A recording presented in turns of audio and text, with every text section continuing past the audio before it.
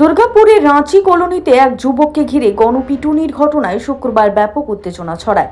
ঘটনাস্থলে পৌঁছে পরিস্থিতি নিয়ন্ত্রণে আনে দুর্গাপুর থানার পুলিশ। স্থানীয় সূত্রে জানা যায়, অভিযুক্ত ওই যুবকের বিরুদ্ধে দীর্ঘদিন ধরে এলাকায় মহিলাদের ও নাবালিকাদের সঙ্গে অসৎ আচরণের অভিযোগ উঠেছিল।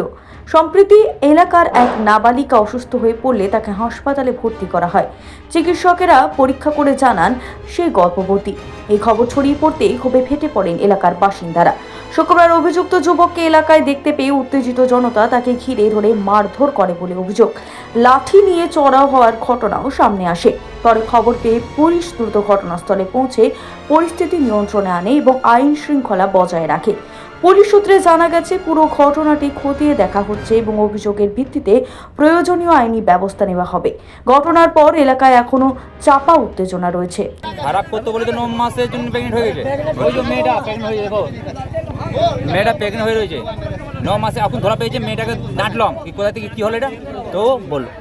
যদি বিয়ে করলায় কোর্ট মেরেছে বিয়ে করতে হবে, যেমন না পালায়, যেমন অন্য বউ ছেড়ে অন্যবার পালিয়েছে।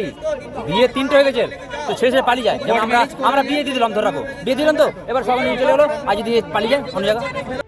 Bureau report, street voice digital.